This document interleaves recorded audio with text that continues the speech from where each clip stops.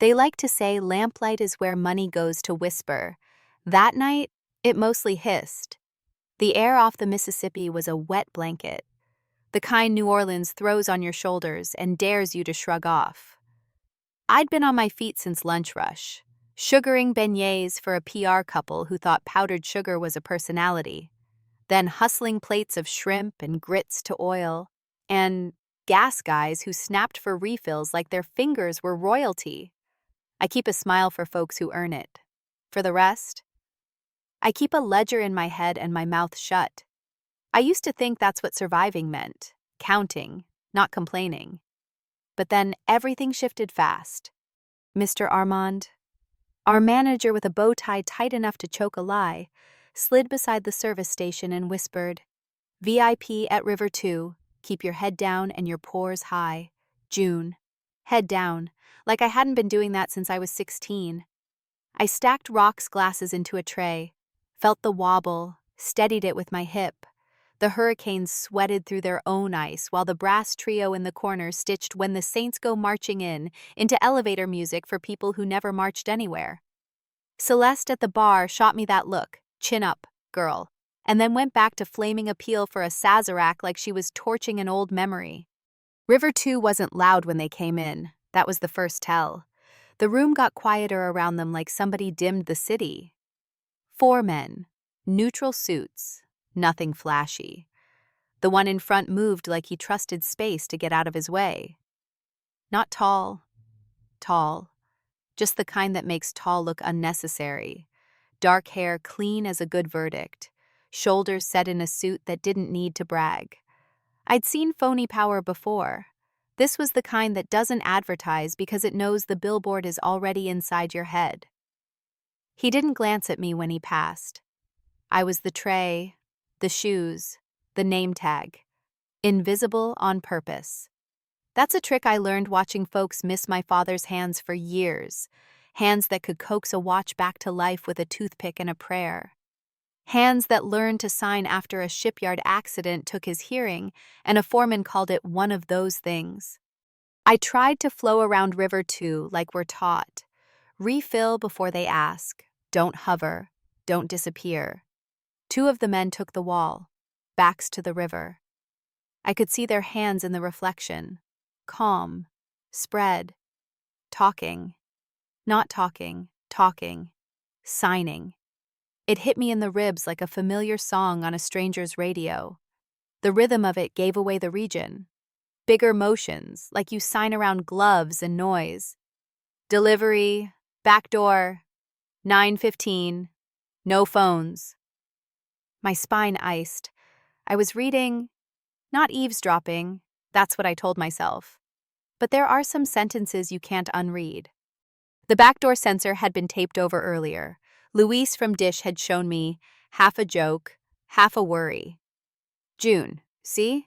They cover the eye, and she don't cry, he said, tapping the little red LED with a rag. He's the kind of man who hums Zydeco at the sink and tucks cash for his kid's school into his boot, who notices alarms that don't blink.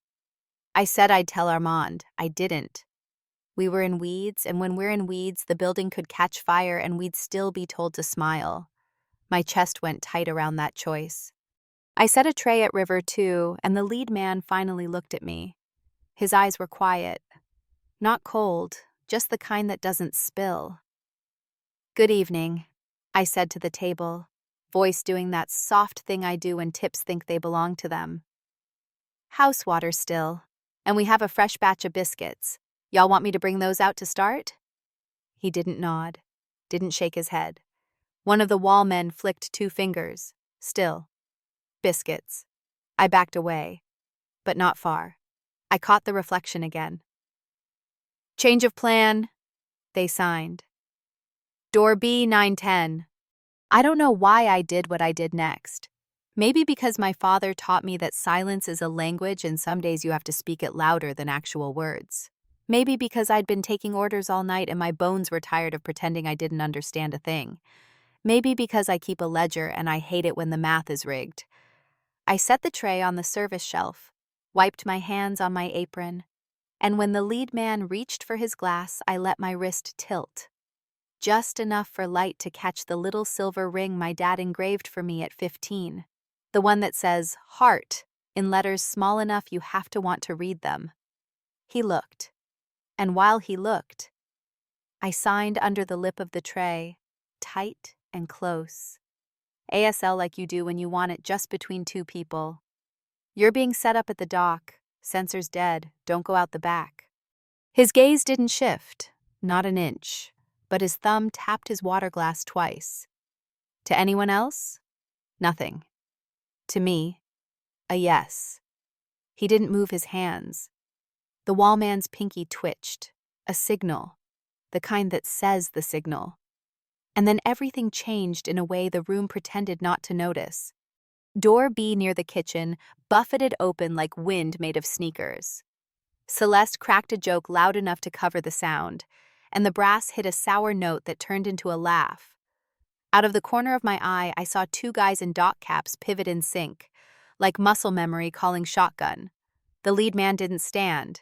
He breathed, that's all. And two of his people were suddenly not at the wall anymore. I don't like violence.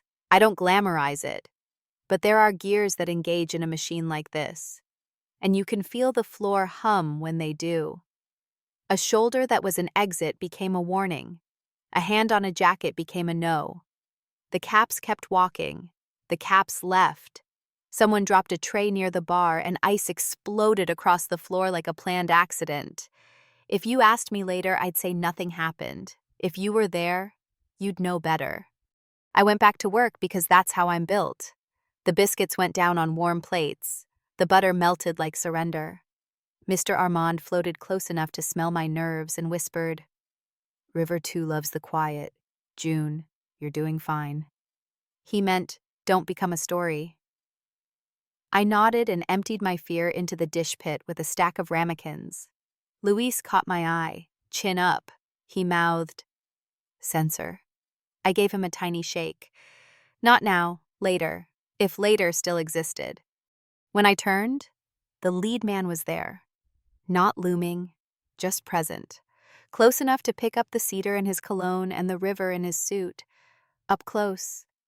I could see he wasn't older than mid-30s. There was a cut near his knuckle, the kind you get from a piece of paper with secrets. He slid an envelope along the service shelf with 2 fingers. Easy. For the trouble, he said, like he was ordering water again. His voice had that soft New Orleans scrape, the kind that says he's not from here but he knows how the city tastes. I looked at the envelope and then at him. Sir, with respect, I said. And I meant the respect. I offer it. It's not automatic. I'm not on sale. And one corner of his mouth almost, not quite, moved. He pulled the envelope back without offense, like I'd identified a rule he already lived by. Understood. He glanced at my ring. Ms. Hart, he said, reading the tiny letters like they were regular, sized. Thank you. Then he turned to one of his men and said, calm as iced tea. Don't let her go. Which should have felt like a leash. Instead, it felt like someone acknowledging I existed just fine on my own, and he'd prefer I continued to do so. Mr. Armand heard it, of course. Managers hear what their job depends on. He materialized with a smile that showed teeth and said to me, June, you're on River 2 tonight. Full stop. Celeste's eyes went wide like I'd just sprouted a second head. She mouthed later, Girl, you refused rent money. I shrugged because pride makes a poor shield against bullets. My father used to sign when he wanted me to choose safe over stubborn. But pride is also the thing that kept my mother's dialysis paid 4 months, when tips were thin, and Armand lost our overtime sheets. The lead man went back to his table. I breathed. Then I got angry in that slow, clean way that doesn't need volume. Angry at taped censors and men who think kitchens are hallways to their war. Angry that my hands can fix an escapement by ear, but still clear plates for people who never look up. Angry that a room like Lamplight wrings grace out of you and sells it back for 20% if they feel generous. I kept pouring water. I kept a ledger. I kept my mouth shut, on the outside. When I circled back, he spoke without looking at me. "Do you always help strangers at risk to yourself, Ms. Hart?" I wanted to say no. I said, "Sometimes I hear the clock ticking louder than the room."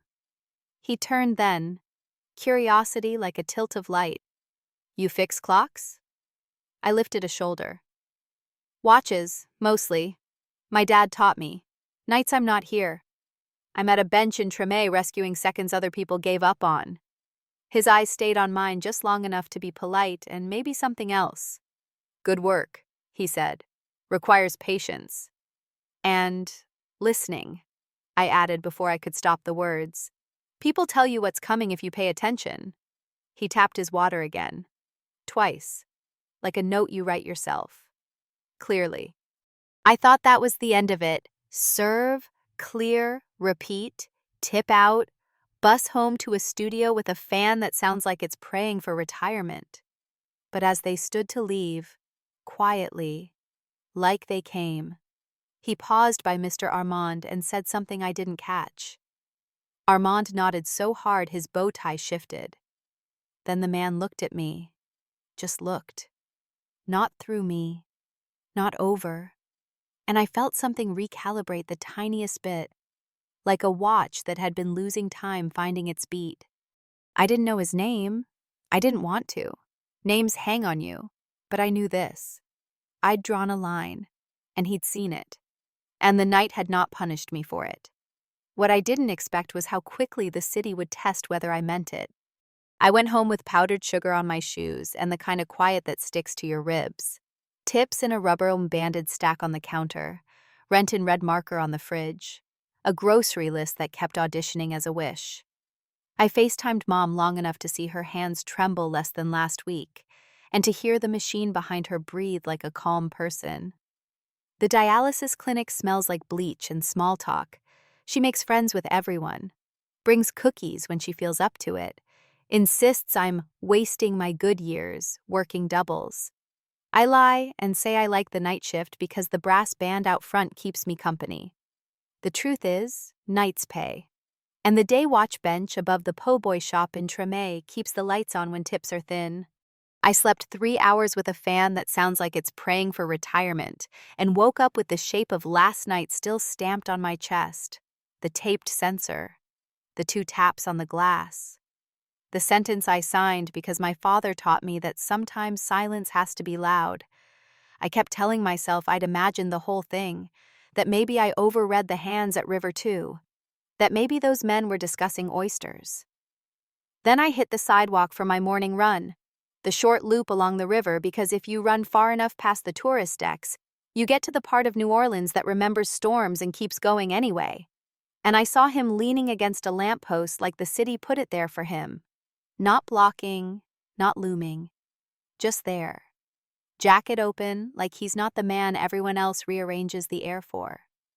If I'm honest. I almost turned around and pretended I forgot something important like my legs. He didn't call my name. He didn't step into my path. He just lifted a hand in the kind of hello you use for skittish dogs and wary people. "Coffee?" he asked, and he somehow made it a question instead of a decision he'd already put on my calendar. I said no because no is a muscle and I'd been letting mine atrophy. He nodded, like he respected that should be my first answer. "Walk then," he said, "and you can do all the talking." That made me laugh even though I didn't mean to. Men in suits don't usually offer you the floor, they pull the rug. 2 blocks, I said, and I picked the route. He fell in step half a pace behind, which told me 2 things. He's used to giving people room, or he's good at acting like he is. We cut past a tourist snapping beignet dust off his black shirt, and a kid selling waters out of a cooler who was already a better salesman than half of Canal Street. We ended up at a 24-hour diner under the Claiborne overpass, where Saints' schedules are taped to the register and the coffee tastes like it's been training for a fight. He held the door without the part where holding the door turns into a performance about holding the door. We slid into a booth that had opinions about its springs. I sat facing the exit because that's my habit. He didn't ask to switch. The waitress called me baby, called him sugar, and topped off cups like a pit crew. "I owe you a thank you," he said, eyes on his coffee, not on my face. "You don't owe me anything," I said, because I needed that on record. "Then I owe Luis from dish 1, he said, and the corner of my mouth went up before I could stop it. "So, you noticed that sensor too?" He nodded once. "I noticed you saw it, and that you chose, in the middle of your job, to speak a language you didn't announce you knew." "ASL's not a party trick," I said. "It's how my house talked for a long time." He didn't flinch. "Your dad?" Not a question. I sipped, let the heat sit behind my teeth. Shipyard injury took his hearing. He learned to sign fast because pride doesn't tell the doctor what hurts. Later he retrained, did books for people who didn't want to get audited. He said numbers were honest because they always add up. You just have to find the lies around them. The man across from me breathed in like that sentence had a weight. "Numbers are honest," he said, "but people make them lie." "That's the job, isn't it?" I said. "Some days mine is keeping coffee from lying about how fresh it is." We were quiet long enough for the booth to complain again. A little boy 2 tables over waved with his whole arm at the ketchup like it might wave back. His mom didn't clock it. She had a baby on her shoulder and that deep, tired look only people who love you hard get. The kid signed more. Messy, but right. I signed please back with a smile and slid my ketchup to their table when his mom finally saw me.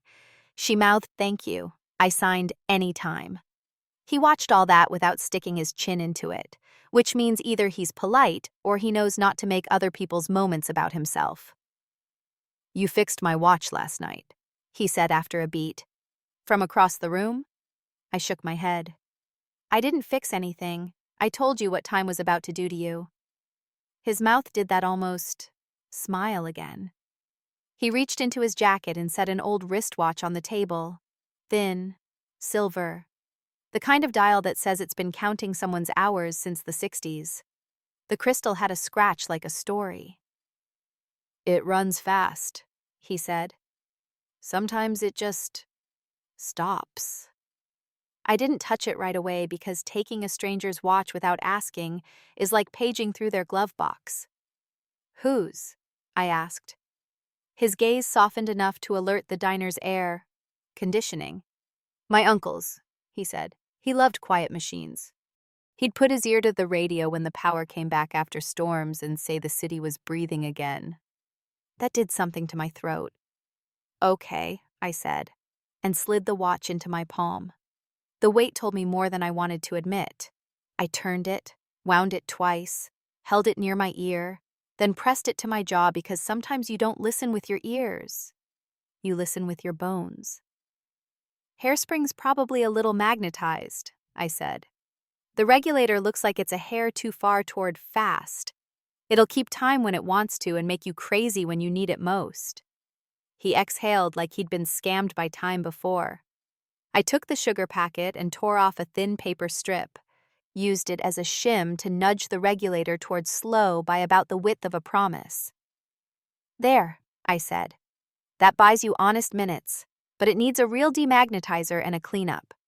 Bring it by the Treme bench. No charge for diagnosis, charge for parts, and I prefer cash because the card reader thinks loyalty is optional." "You carry a loop in that tote?" he asked, amused but not mocking. "No," I said. "My dad taught me to count. Most of these are 18,000 beats an hour. If you listen long enough, you know when a second is lying." He sat with that like he was filing it under important. "You're good at this," he said. "I'm good at listening," I said. And then, before the moment turned into something with strings tied to it, I put both palms on the table and drafted rules. "If you plan on being around," I said, "there are terms." He didn't interrupt. "No gifts?" I said. Not jewelry, not envelopes, not it fell off a truck. If you pay for something, it's because you owe for work performed. If you help at the restaurant, you do not use my boss to make him use me. Understood, he said. No surveillance, I said. Do not park outside my apartment wanting to look protective. I see the same car twice. I call it in. I don't do mysterious texts. You don't text me after 10 like you own my night. You ask, I can say no. That's how adults work. His mouth tilted, not at me, at the fact anyone had to say it. Agreed, he said. I wasn't done. I don't ride in cars with men I don't trust, I said. We can walk. We can sit in public. We can do coffee in places with bad lighting and good pie. You don't put me between you and anything you don't want to do yourself. And if you ever use my mother to move me, we're done so thoroughly you'll feel it in your teeth. He didn't flinch. He didn't perform outrage at the idea. He just nodded like a man taking a test he expected to pass. No gifts, he repeated. No surveillance. Ask, don't assume. Public places. Your mother is off limits in the literal and figurative sense. And one more, I said, because my father would haunt me if I didn't say the part that keeps girls breathing. You don't show up where I sleep without warning, and you don't try to scare me to keep me safe. I've had enough scared for 3 lives. I hear you, he said.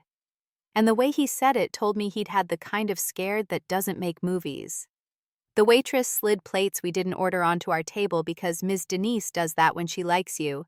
She feeds people as a form of opinion. 2 eggs, a biscuit, sausage that could offend a cardiologist. You're too skinny, she told both of us, which is New Orleans for, you look like you forgot how to sit down and eat.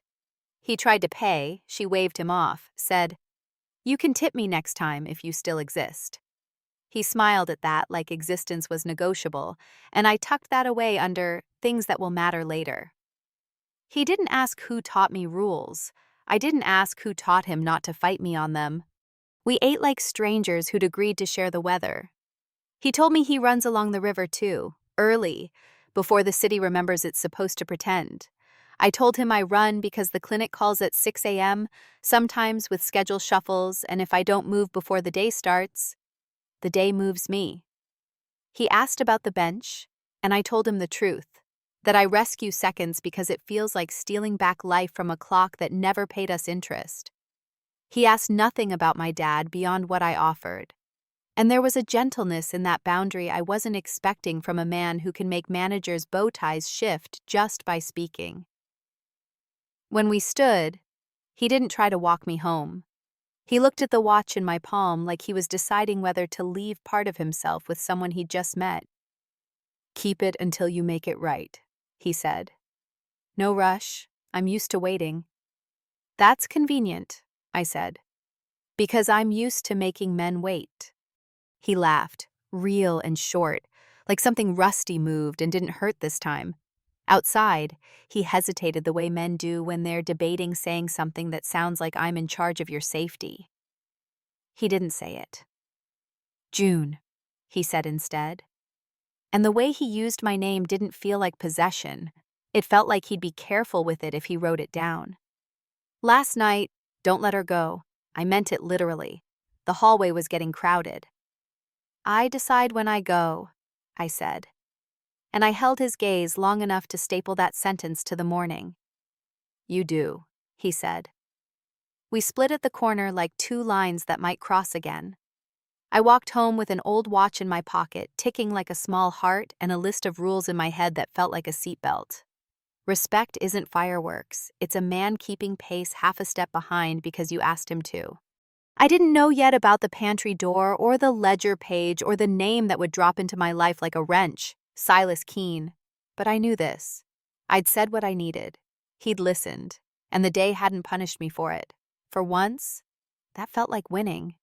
I came in the next night with my hair braided tight like a plan, and my hands already sticky from rolling powdered sugar into napkins for the front tables, because storms were skirting the city and tourists eat their nerves. Lamplight felt off in that way you can't point to without sounding superstitious. Lights, a hair too bright. Mr. Armand's bow tie strangling a little extra. Celeste polishing the same coupe glass like it owed her back rent. Louise caught me at the dish pit and tapped the backdoor sensor. New tape, fresh strip. Somebody had realigned it and then smudged it with a thumb like a signature. He said, "Junie, I take it off twice. She come back twice," and hummed something low that didn't feel like a song. I told him I'd tell Armand. I did. This time. Armand said, "Vendors, dear. Night deliveries," and patted the air the way men pat dogs they don't want to belong to. The brass trio swung St. James Infirmary into a slow walk. I kept my ledger in my head and my mouth shut because you can't yell, "This feels wrong," in a room that only hears reservations. At 9:08, the hallway near dry storage went bone quiet, which would have read like a break if not for the way it swallowed the kitchen noise. Two men in delivery aprons materialized where the hallway hooks turn, pushing a dolly stacked with boxes that never left condensation and never sweat. Fake weight is a tell if you carry plates for a living. Big Row from security clocked them, rolled his tongue against his cheek, and started our drill. The "we just so happen to be between you and that door" drift. I had a tray in my hands and nowhere to put it. I'm not brave, I'm observant. The taller apron flicked a look at the sensor, then at the clock over the kitchen pass. 9:10. My spine did its ice trick. I said "behind" out loud because kitchens are choreography. And then the thing happened I hate and love in equal measure. A man made a decision for me and thought it was protection. Big Row's palm came down flat on the small of my back, and he steered me like a shopping cart into dry storage. The door shut behind us with the kind of click that confirms a theory you don't want to be right about. The deadbolt thunked. He yelled through the door. 2 minutes. Heart. Like that was supposed to act like oxygen. I put the tray on flour bags and tried not to climb out of my own skin. Pantries are fine until they aren't. When I was 6, Katrina came in mean and the elevator at Oxnard stuck between floors with me and Mom inside it. Dad signed BREATAE, 4 counts in, hold, 4 out, while the whole building ticked like a bad watch. We got out fine, but ever since then, rooms with one door sit wrong in my bones. And wouldn't you know it, Lamplight's dry storage hums at the same pitch as the elevator in my head. I told myself a story to buy myself minutes. Okay, June, you're an adult. This isn't water rising. This is walls doing their job. This is 2 minutes of being mad in a room filled with time and 10-pound bags of sugar. I pressed my fingers to my jaw and felt the old watch in my pocket tap time like it was reminding me it existed. Then I counted shelf brackets because numbers have always been more honest than people. Behind the door, sound pulled long. Something metal hit tile. A curse shot through felt. A pop that could have been a sheet pan slamming if I'd never heard a shot muffled by a jacket. You know the difference. You just do. I wanted to put my hand through the door and grab something that didn't belong to me and throw it back to whoever thought we were a hallway to their message. My phone said no service like a punchline. I knocked twice low, our little code for "I'm here, I'm fine," but my knuckles sounded too small in that room. The air got thin.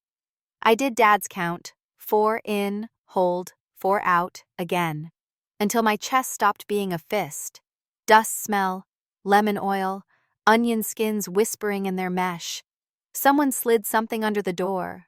Luis's beat, up butter knife, dull as a sermon, because that's the kind of man he is. It didn't help the deadbolt, but it did something to the part of me that needed reminding. We are not alone in our worst minutes. I slid the knife under the flour bag like a promise I could keep later. The hinge sighed. The lock turned. And when the door opened, it was not Big Row filling it. And it wasn't a stranger. And it wasn't forgiveness either. It was the man from River 2. Jacket off, shirt sleeve rolled and already dark in one place where buttons don't reach. A shallow split across his eyebrow like a thought that caught flesh. Eyes steady in a way that made me mad because I wanted someone to match my shake. He looked at the bolt, then at me, and then past me at the way my hands were not on anything because if I touched, I was going to break something useful. "I told him to lock you in," he said, like confessing theft at church. "It was crowded. June. I didn't want you on that hallway." I hate that there are sentences that are both true and make me want to throw plates. "Don't protect me by disappearing me," I said. "That's not safety. That's storage." He nodded once like he knew he'd earned that one for a while. Behind him, the kitchen reassembled itself in the loud way kitchens prove they aren't scared.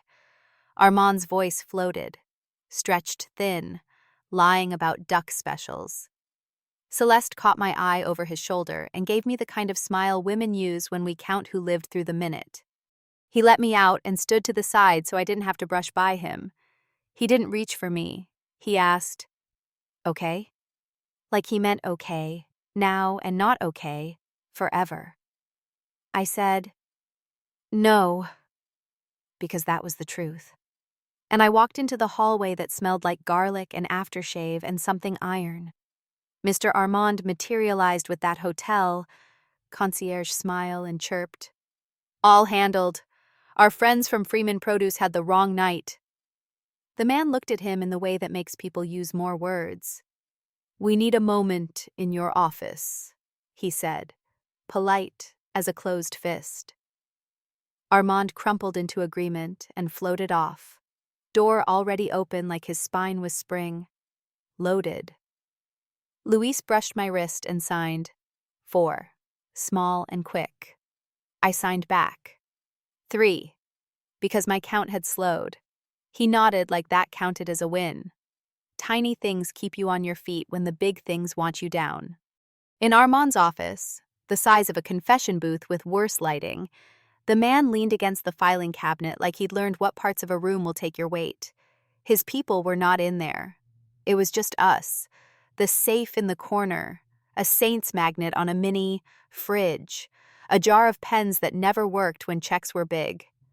He took a dish towel from his pocket, pressed it to his eyebrow, didn't flinch. "There's a name you should know," he said, eyes on the floor mat because sometimes talking to someone without staring at them feels kinder. "Silas Keene." The letters dropped into the room like tools into a bucket. My mouth went dry in a way coffee can't fix. I'd heard that name hunched over our kitchen table at 14, while Dad drew numbers like constellations on scrap paper, hands moving between sign and pencil when he got excited, or scared, about a pattern he cracked.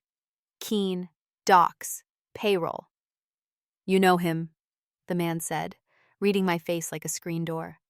"My father," I said, and it felt like pulling a nail with bare hands. He kept books for some people for a while. He fixed messes he didn't make. He tried to leave it clean, and then he didn't come home from an errand. We told everyone it was a car problem because that was the only story you can live with in a neighborhood like ours. The man set the towel down. Blood a half, moon now. Nothing dramatic. Dramatic enough. "Years ago," he said, "a forensic accountant reached out through 3 intermediaries, Shipyard to Union Hall to me. He said he had ledgers that showed what Keene was taking from his own men and what he was washing through shell contracts. He asked for a seat on a plane and 2 months of quiet. He said he had a family." The words sat in his mouth careful.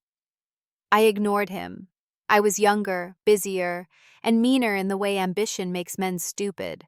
I told myself it wasn't my lane. He went quiet. Later, I found out quiet meant dead, and that his wife and daughter got a year of wrong numbers and shadows for dessert. I changed the rule after that. Families are off limits. I hold to that like it's oxygen. He looked up at me then, and whatever I thought I'd see, defense, spin, that rich, man, sorry that means nothing, I didn't.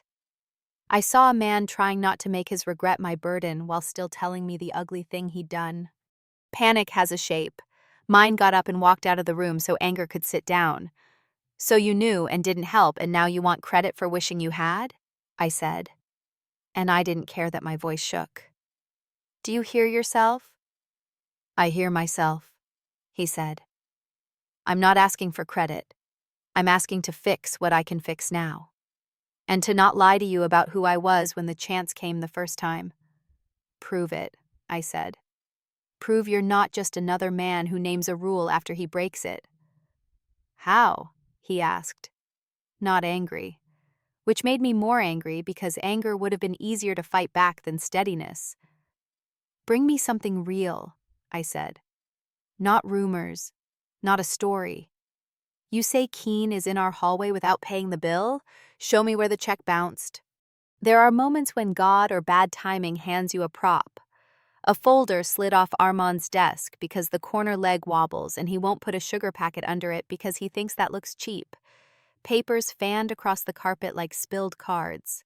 I knelt, because service work will train you to clean up even while you're burning down, and grabbed what I thought was wine distributor invoices until my hand hit a page that didn't fit. Different paper. Rougher. Hole punches not aligned.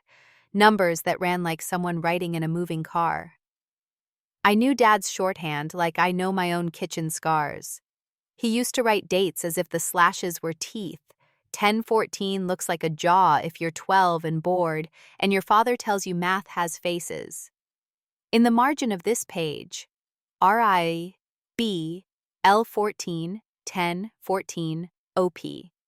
That could be anything if you don't live in this place. But I live here. Riverfront B, Lot 14, October 14th, overnight pallet. In the line item above it, Freeman Produce, 30 crates, 30. In the amount column, divisible by 9, which is how Dad liked to leave himself a breadcrumb when he was hiding something in plain sight. He'd say, even columns confess, odd ones lie. And then wink because he wasn't supposed to teach me that. I held the paper up. You say vendors. I told Armand, who had hovered in the doorway acting like a human screensaver. You keep paying Freeman for 30 that never sweat, and the night your sensor cries and can't, a dolly shows up at 9:10 instead of 9:15. What's in lot 14 tonight? Armand blustered the way small men in nice shoes do. We don't. June, please, that's. Ordering cycles are. The man from River 2 reached for the page and then stopped, hand hovering, eyes asking. I handed it to him because if we were going to drive this into a wall, I wanted to see who flinched first. He scanned, tapped the margin, looked at me like I'd turned on a light. Can I? He asked. And before Armand could get his mouth around no, he was already at the safe punching digits that didn't belong to him. The safe clicked open because men like Armand use birthdays and championships, and men like the one beside me notice which years you put on your wall. He pulled ledgers out slick as fish. Don't, Armand said like a prayer. He set them on the desk and flipped to tabs Armand didn't know he'd made. And then we were not in a restaurant anymore. We were knee-deep in somebody else's creek, watching what floats when you let the water tell on people. The numbers were bad in the way numbers get bad, rounded where they shouldn't, coded where they should be boring, vendor names that share the same misspelling across 3 months. I pointed to a series, OP, OP, OP in the memo line and said, that's overnight pallet in somebody's head, which is cute if you don't expect anyone to read your pattern. Lot 14 holds freight overnight when the Union Hall is booked out for funerals, and October 14th is tomorrow. If I were moving something that doesn't want sunlight, I'd try to roll it through when the Saints are home and half the city's yelling at a TV. Which is, tomorrow at noon, he said. Falcons. We looked at each other like two people who hate agreeing.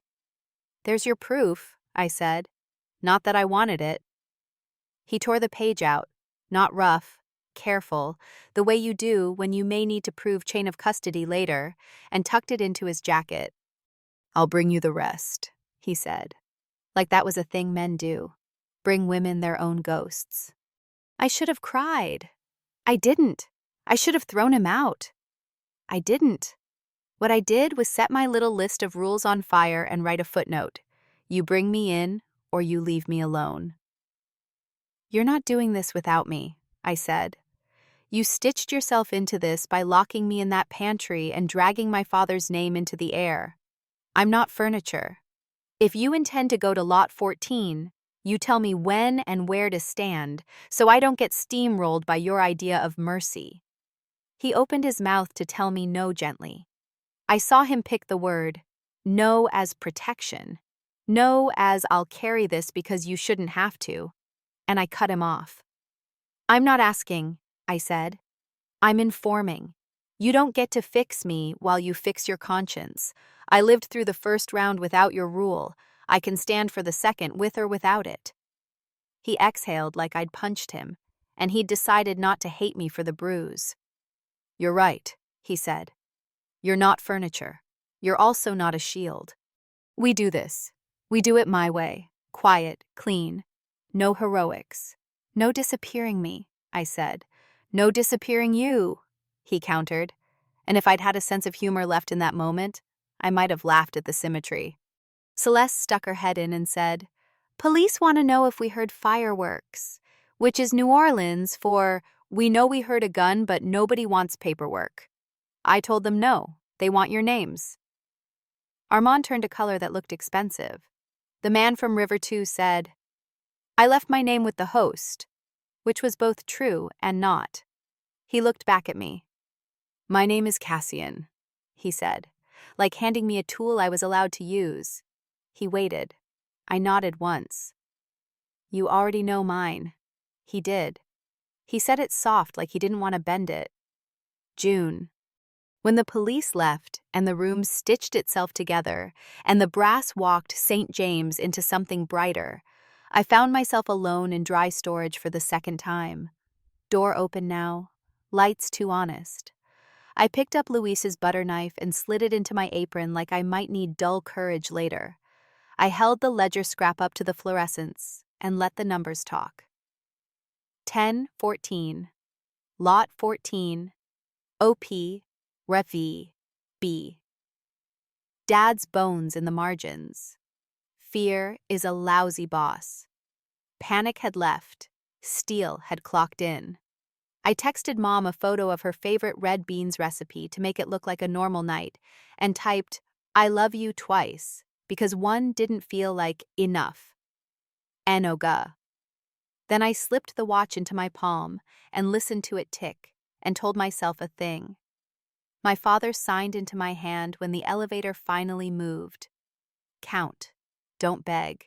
Count your breaths, your exits, your seconds. Count your people. Tonight, my count was simple. Luis, Celeste, me. And, whether I liked it or not, Cassian. Family's off. Limits, he'd said. We were going to find out if he meant it with something that mattered. Cassian didn't argue at lamplight. He just said, 2 hours, somewhere quiet. Door stays unlocked. I said yes because my hands were still shaking where the pantry was stuck in them, and because quiet felt like a thing I could fight from, not drown in. We drove east, past the part of the river where the tourists stopped taking pictures, past a Waffle House parking lot doing night shift math, out where the streetlights blink like they're bargaining with mosquitoes big enough to file taxes. He sat with his jacket folded beside him like he didn't want to bleed on it, or like it had already seen enough. He didn't talk. I didn't either. You learn in New Orleans that there's a difference between silence that hides and silence that listens. This was the second kind. The safe house wasn't a castle. It was a one-story cinder block place on stilts, cypress knees like knuckles around it. An aluminum roof that would make rain sound like applause. There was a tin bait shop sign nailed to the porch for decoration or warning. Hard to tell which. A John boat knocked against a little dock like it wanted to tell a secret. Inside smelled like lemon cleaner, coffee, and old wood that's not tired yet. No cameras in corners, no gadgets on the table, just a bowl with keys, a charging cable, and a paper grocery bag from Rouse's with 2 toothbrushes, a pack of socks, and a phone charger still in plastic. Front door. Back door, he said, pointing. No one will come in. No one will touch the doors. If you want to leave, car keys are there. My people sit at the end of the drive, not on the porch. I asked them not to knock for anything short of fire. I can't take back the pantry door. I can make different decisions now. I should have felt grateful. I felt crowded by the offer even with all that space. This is not romance, I said, because naming a thing before someone else puts a bow on it keeps your lungs open. This is a pause. I'm here for answers, not to be kept. He nodded like the word kept tasted wrong in his mouth too. You can have my room, he added. I'll take the couch. I'm not sleeping here, I said, and then heard how that sounded. I mean, not tonight. I'm wired. He left it alone. He brewed coffee like he's done it in kitchens that weren't his, and set a mug near my elbow without saying drink or, you need this. I kept my rules between my teeth and let the heat do its job on the parts of me that were still jello. My phone lit up like a tiny rescue. Mom, a selfie from the clinic with her making a face at the camera, and Ms. Norma in the background giving a thumbs up like she's the mayor. Then a text from an unknown hospital number that made the floor slide. Good evening, Ms. Hart. An internal grant from our Patient Assistance Fund has been awarded to cover the next 12 dialysis sessions for Ms. Laverne Hart. No action required. A case manager will call in the morning. I read it 3 times, each one heavier. Cassian, I said, and my voice jumped a rail. Did you do this? He didn't pretend to misunderstand. I called no one by name, he said, hands flat on the table. I asked a hospital foundation I already fund to review their queue and move any heart at that clinic to the top. It did not come from me. It came from them. If you say no, they'll reassign it. I will not know and I will not ask. It sounds clean when a man like him says the word foundation. It also sounds like a way to write a check and call it confession. No gifts, I reminded him, and it came out a little mean, which is another way to say my chest was a small fire. This isn't a bracelet you can hand back, he said, steady. It's a bill a machine stopped sending your mother. I would never use her to move you. If you want me to call and undo it, I will. He picked up his phone and actually scrolled to find a number, not a bluff. My knees didn't love me for the way they almost went. I looked at my mother's message again. She'd written, Baby, a miracle. But who? Is this a scam? Don't yell at me. I asked Ms. Norma to read it too. I typed back. It's the clinic's fund. Take it, please. I'll explain tomorrow. Then I set the phone down and counted to 8 because 4 wasn't enough. I almost walked out, I told him, honest as I could make it. I almost took your keys and drove until the road ran out. You can't fix what my dad didn't live through by paying 1 month of a machine. You can't fix me by fixing a bill. I know, he said. I am not trying to purchase your presence. I am trying to stop a clock I helped wind. He kept his eyes on a knot in the table so I didn't have to hold them. You tell me what counts as wrong. I won't do it. You tell me what counts as right. I'll try like hell to meet it. We sat there with the bayou breathing through screens, bullfrogs talking smack like drunk uncles, and some distant radio playing an LSU coach interview about discipline like the whole state is one high school football field. He asked me then, not about my father, not about Keen, but about dumb things in a way that was maybe not dumb. What po' boy shop I swear by, Verti Marte, which king cake I'll fight over, Dong Phuong. Whether I've ever actually liked jazz, or if I'm just good at selling it to people who want to take it home like a souvenir. He offered pieces of himself back, an uncle who fixed radios and taught him to sit still for small noises, a grandmother who swore by St. Expedite candles and said every dollar has a memory, so spend with manners.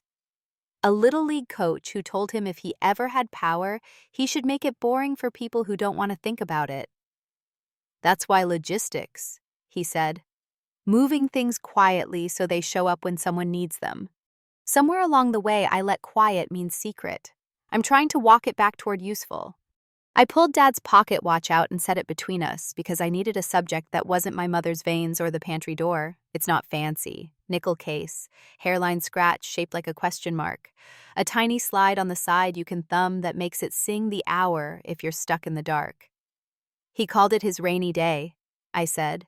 Said if the storm took the power, we still had time. I thumbed the slide out of habit and the watch did its old trick. Low chime for hours, brighter chimes for quarters. Cassian went very, very still. Like still was the way his brain took notes. Do that again, he said. I did. One low, short, short, short, long. He cocked his head like he was listening for a bird. You hear that? He asked. It's just an old repeater, I said. It misses sometimes. No, he said. And he pointed with a finger he didn't let touch the watch like he understood boundaries have germs. Short, short, short, long. That's... If this were a ship radio. Morse. Your father was a numbers man. The lazy kind hides things in codes other people already know. He wasn't wrong. Dad taught me Morse with a cheap metronome and a pen tapping the table because you can't always trust the grid to stay on but sound lives and bones. I slid the repeater again and this time closed my eyes so I could feel the spaces between notes instead of chasing them. One low. Pause. Short, short, short, long. Pause. Short, long. Pause. Short, short. My brain did the dumb thing it does and started assigning dots and dashes like it was a spelling test I didn't study for. S-T-A-I. Stay, I said, half laughing because my father would have loved torturing me from beyond with half a word. I did it again, slower. Got a string that could be read 3 ways depending on where you slice. Stay, or star, or stay-air. He never made anything easy on the first pass. I sighed. He liked to put a wrong door next to the right one so you'd prove you wanted in. I flipped the watch to its back and ran my thumb over the engraving I've had my whole life and never respected. Dad wasn't a flourish guy. He didn't put initials on lunchboxes or monogrammed towels, but he did take a scribe to metal when an idea wouldn't leave him alone. Around the edge, so faint you'd miss it in any light but swampy, were teeth marks of a kind.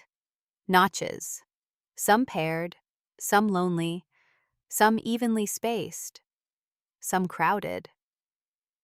Tell me that's not just a bored man and a tool, I said. Degrees, Cassian murmured, like the word had parked itself in his mouth before his brain cleared it. Or minutes. People who live on rivers think in latitude when they're sober and in landmarks when they're not. He could have been marking distance the way old guys keep score on a bar top. He slid a legal pad across the table and didn't reach for the watch until I nodded. He used the pad, not the watch. He copied what he saw. He waited for me to tell him if the pattern looked wrong. It didn't. He drew tiny hash marks in a ring and started counting in sets. I found myself counting with him because math is the only prayer I believe in most days. 30. 4 marks in one arc, 20 in another. Clusters near the hinge like he didn't want to draw attention but also didn't want to lose his place. If that's degrees north, Cassian said. We're somewhere between here and a shrimp boat wearing sunglasses.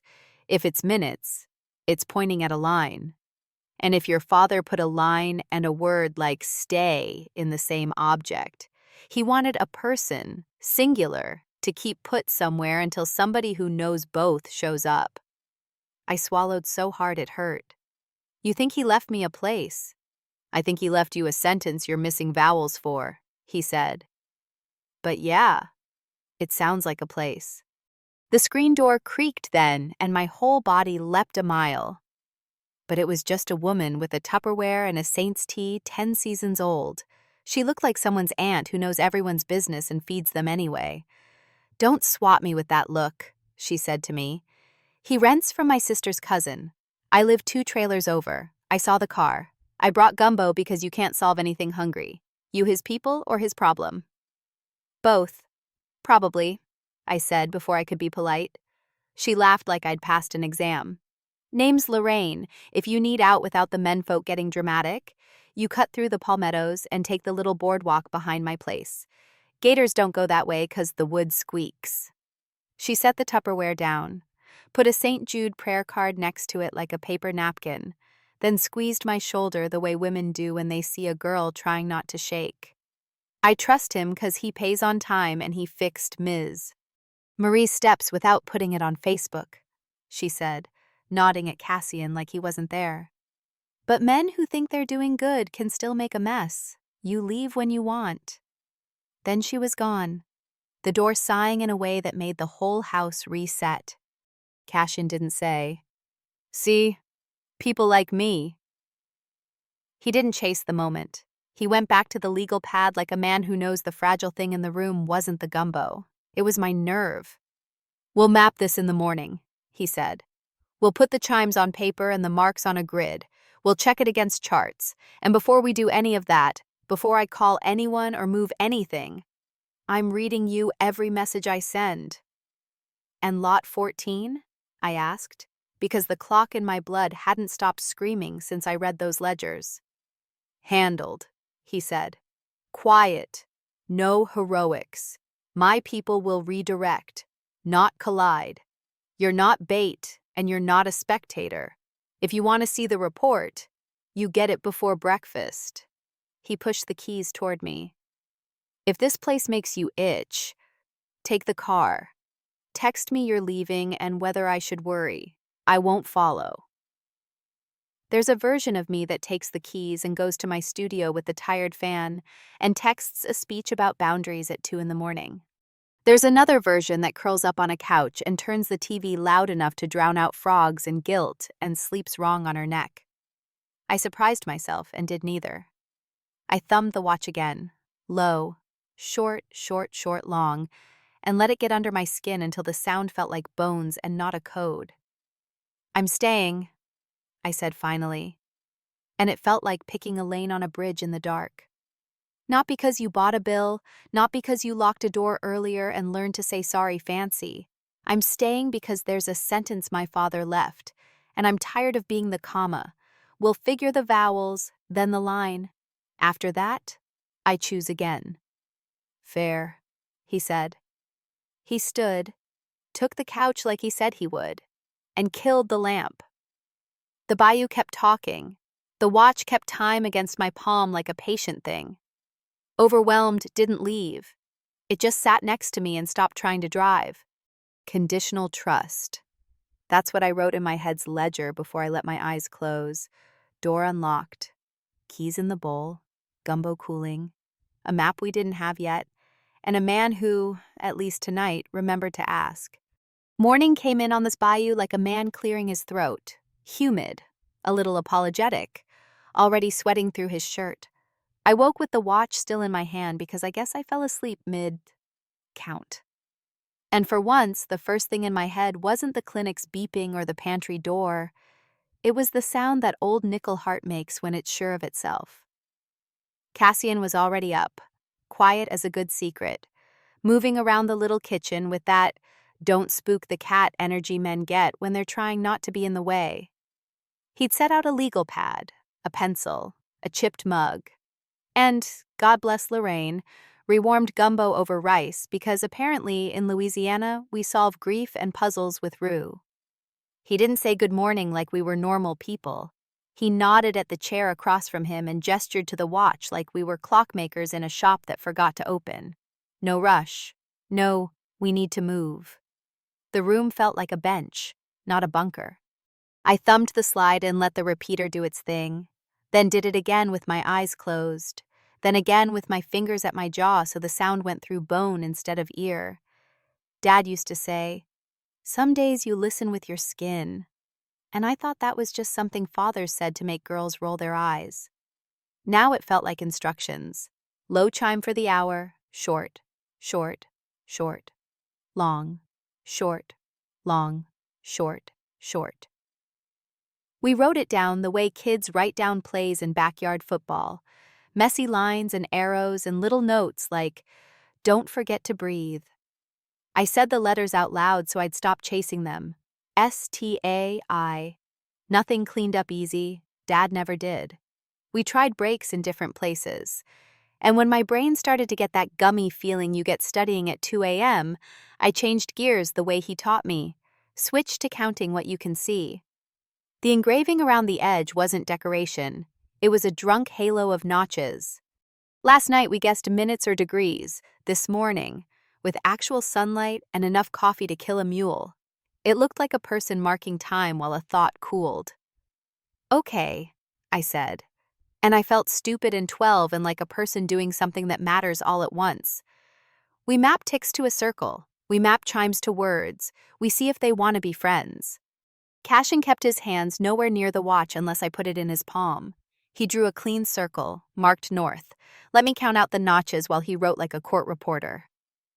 Something clicked dumb and simple in my head, and I started counting not in ones but in 14s, because Dad had this habit whenever a watch ran funny.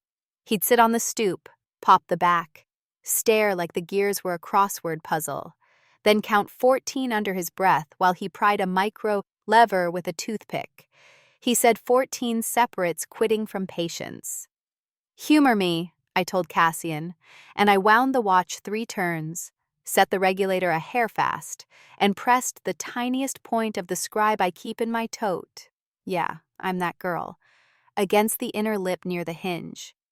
14 ticks later, something inside shifted, soft, like a sigh behind a door, and the cuvette back that's supposed to be solid gave just enough under my thumb to betray a seam. I froze.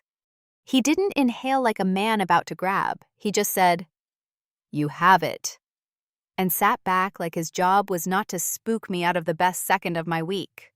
It wasn't dramatic, no Bond gadget, no click you could hear in movies, just a thin plate loosening like an old scab. A little crescent of shadow where there should have been metal. I worked the seam the way you pick a sticker off a jar. Patient, mean to the glue but gentle to the glass. When the plate lifted, we both leaned in without meaning to. Inside lay the smallest roll of onion, skin paper I've ever seen, tight as a cigarette filter, tied with a thread. I felt my throat do that ugly pulled thing and I told it to be an adult. The roll smelled like whatever keeps memories from rotting. Old books, a hint of brass, maybe the ghost of Dad's Barbasol.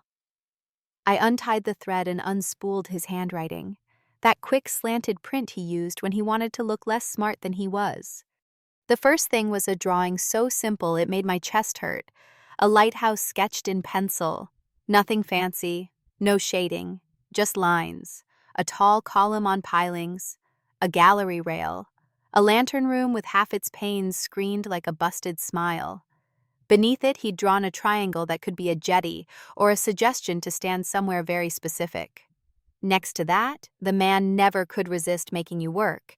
He'd written 13 words in a list that looked like nonsense if you didn't grow up at his table. Church, tin, pelican, left, horn, 30, fairy, sugar, star, gray, drop, stay, glass. Cassian gave me the look you give a crossword that refuses to play fair. Codebook? He asked quietly. Family thing? Both, I said, and I heard my own voice shake with something that wasn't panic this time. He used association stacks when he didn't trust his memory. Like, pelican wasn't a bird. It was the Times, Picayune's old flag, or the state seal, or that bar near the port. Sugar doesn't just mean sweet, it's the refinery. Or a week in February when the whole city eats lies and calls it king cake. I pushed the paper around with my fingertip like that would warm it up. If this is a key, it's a list of street names for people who think in smells and habits. We tested the chimes against the word list because that's the kind of nerd parenting gives you. Low chime for the hour. Start of sentence. S-T-A-Y. And there it was, right there, fourth from the bottom, stay. Then the next burst, and left sat stupid near the top like it had been waiting. Left stay. No, stay left. Cassian didn't say told you so. He just underlined and kept pulling thread. Short, Long matched ferry, if we used his lazy two-letter shortcuts. Short could be tin or gray, depending on whether you believe in Dad's habit of pairing metals with weather. The longer we worked, the less it felt like reading, and the more it felt like being led by the nose. Stay left ferry tin pelican, I said, fully aware that meant Jack by itself. And then my eyes fell back to the little lighthouse, and it finally did the flip. There's a decommissioned light out past the wetlands where my uncle used to go red fishing before the storms took half the road. Every local has one like it lodged behind their teeth. Ours, the one my dad loved to point at when we drove the highway and told me ghosts were just men who took jobs so serious they forgot to stop, sat on skeleton legs and wore a railing like a belt that always looked a little crooked in pictures. He'd call it the one with the busted grin. The drawing's lantern room had a pane shaded out just so. I felt that small, stupid thrill people on game shows must feel when the wheel finally clicks. I know this, I said. He made me know this. We didn't have NOAA charts and we didn't need them. We had an old laminated fishing map Lorraine fished out of a kitchen drawer because of course she had one. One of those with cartoon fish and depth numbers that looks like a placemat, but will save your stupid from getting stuck on a sandbar. Cassian set the legal pad beside it and turned the watch so the hinge aligned like north and south had manners. The notches around the edge weren't random. The cluster near the hinge matched the way the old channel cut curves around a spoil island everyone calls Pelican, even though it's mostly driftwood and egret poop. Stay left of the ferry cut, I said, hearing my father's voice under mine like a harmony. Tin can channel marker, the one with the dent. Pelican Bayou, Horn, old foghorn foundation near the jetty. 30 minutes. Not degrees, because these are minutes. Not degrees. That's what the little paired marks are. Starboard, or starboat rentals with the cracked sign by the sugar refinery. Gray day mark on the derelict piling. Drop, where the depth drops to 9 feet. None of it would mean anything to anybody who hadn't spent Saturdays held hostage by a man playing riddles with a child and a sandwich in the passenger seat. To me, it was a breadcrumb trail laid by someone who didn't trust the map but trusted me. We built the route with a pencil. It wasn't a straight line, it was a locals line. The kind the GPS would scold you for because it takes into account where shrimpers get finicky and where the silt moves like a mood. At the end of it, the pencil landed at the edge of a skinny spit of land where a decommissioned light sits like a drunk uncle at Thanksgiving, taller than he thinks, leaning in photos, beloved by no one except people who know he used to keep others from dying. There, I said. It felt less like a discovery and more like remembering where you parked. I looked up and caught Cassian watching me with his mouth not quite smiling, like my face was the good part. He tapped the little drawing. That pain, he said. Busted grin. He used to say it laughed if you stood on the right side of the wind, I said, and I realized I was actually glad. Not about any of the rest of this, but that the next thing I had to do was something I could do with my own hands, not just watch men in suits move other men around like furniture. He reached for the watch and then stopped like he remembered mid-motion. Will you let me hold it while you eat? He asked. Dead serious. It should have been funny. It wasn't. I slid it over because asking is a magic trick people forget exists. He cradled it like it was a sleeping animal and then set it right back down after exactly one beat like he'd proven to himself he could. I'll get a boat, he said. No, I said, sudden and sure. And his eyebrows did a tiny pop like, okay, surprise me. I'll get the boat. We're not showing up to a place my father loved with you rolling 10 deep and making a lighthouse feel like a parade. Lorraine's cousin has a flat, bottom with a motor that hates Mondays. We'll borrow it. We'll go at slack tide. And if I tell you to cut the engine, you cut the engine. He didn't do the man thing where he explains tides. He just nodded.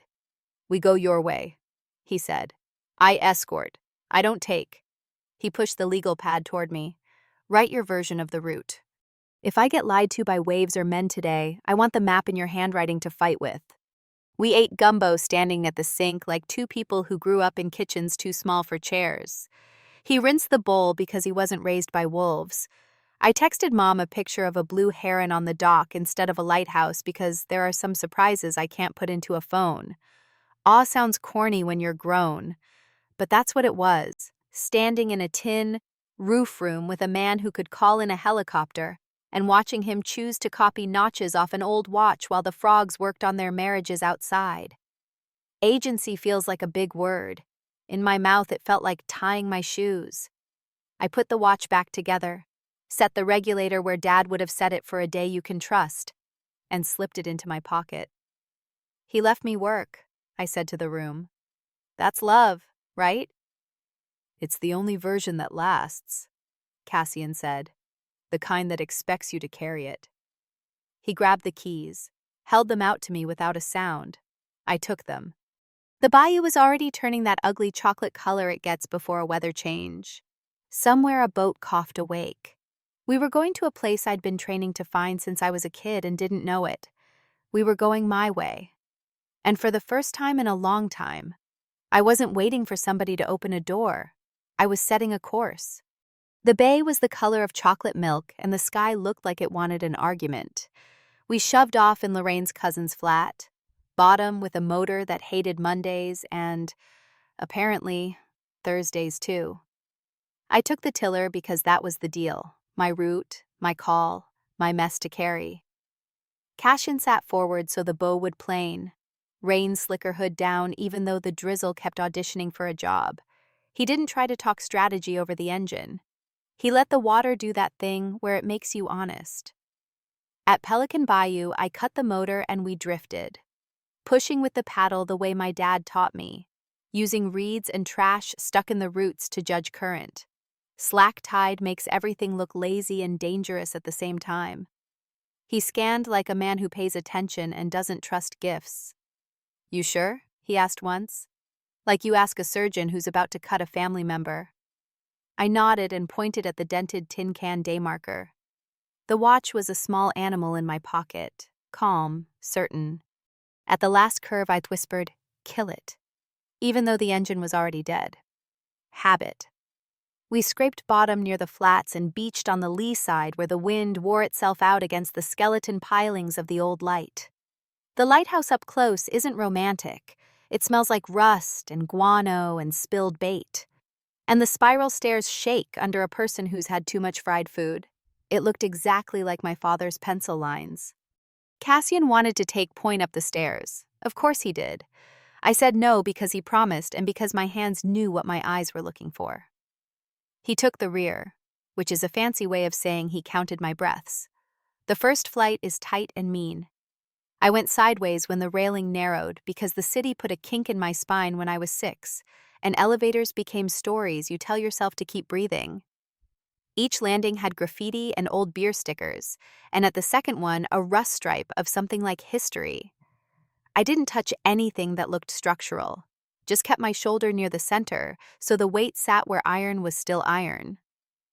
At the top, the lantern room wrapped the gray water like a crooked picture frame.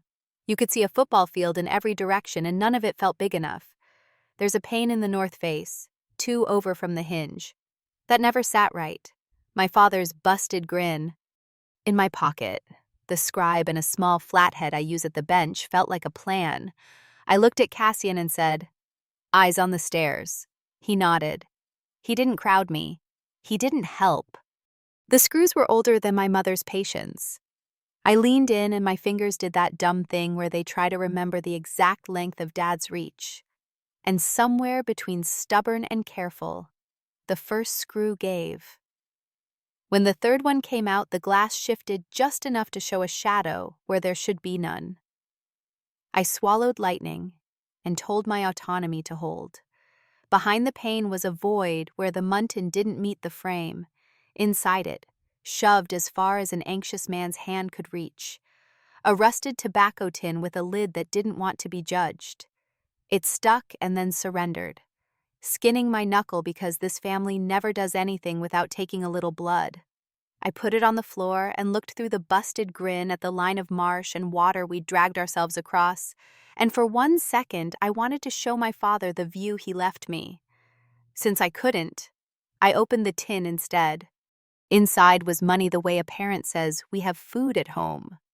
2 old bills folded around something worth more because it held nerve. The seed words were written on a waterproof index card in Dad's print.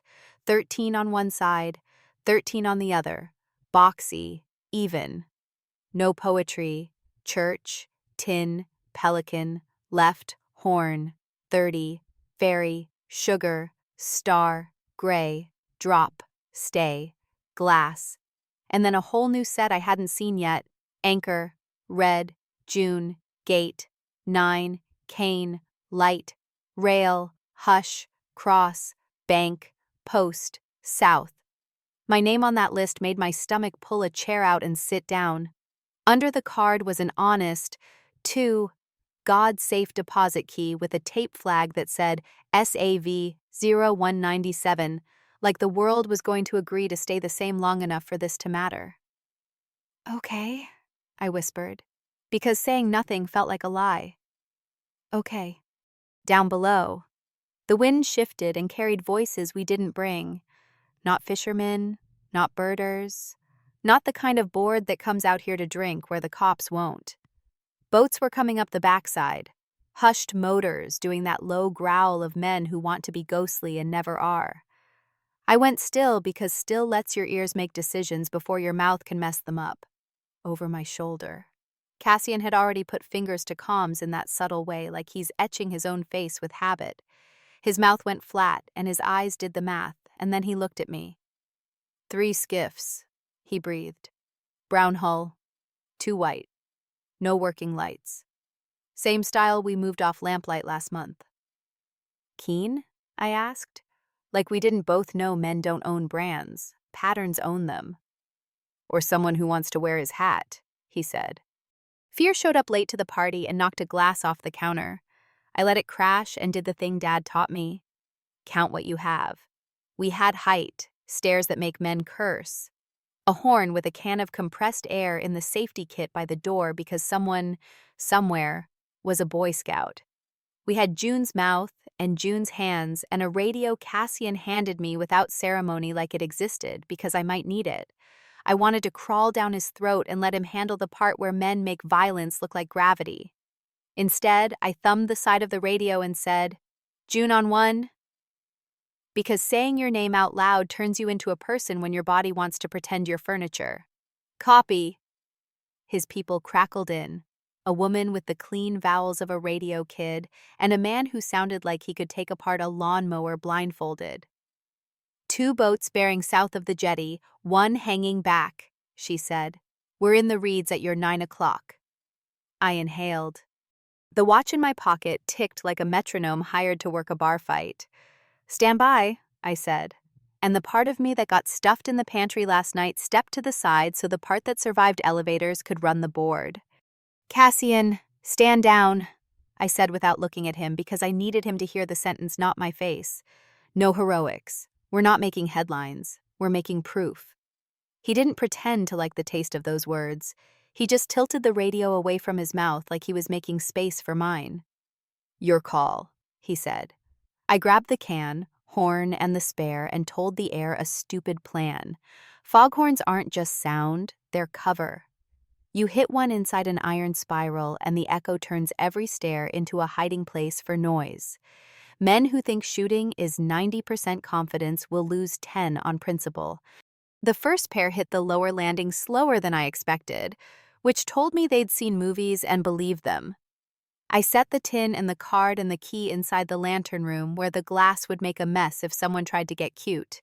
Then I stepped into the stairwell, leaned over the rail just enough to see hats and impatience, and laid into the horn. The sound punched the tower, bounced, doubled, tripled, became a whale suffering from opinions. They flinched. Of course they did. People say they don't scare easy. They all do when noise comes from everywhere and nowhere. I signed down the gap between flights, 2 at stairs, 1 boat north, and knew the radio would carry the words to the folks who didn't speak hands. Celeste taught me a long time ago that you use what you have. If what you have is a voice other people can't hear, you sing with it anyway. A third set of footsteps started up from the base. Different cadence, less anxious, faster. I didn't wait to meet it. Left landward, right water, I said into the mic, which is code in our city for one team hug the mud, one team belly to the reeds. Copy, radio girl said, and I heard the slide of someone's weight moving off a log. A man rounded the last turn before the gallery. Gun up in that bored way men who practice too much hold their hands when they think practice is the same as a day that can go wrong. He wasn't young. He had that Gulf sun leather skin and Union Hall shoulders. He didn't look like a monster. He looked like a paycheck with opinions. Don't, I said, palm up because Mom raised me Southern. He did the eye thing men do where they measure a woman's space and then decide to subtract a foot. I signed to him deliberately. The big clear classroom version. Slow, talk, hands, down. He blinked at the shapes like they were birds and I was performing. Like the world would have the decency to keep language in one box at a time. That sliver of surprise is a gift and I took it. I thumbed the horn again and he flinched right.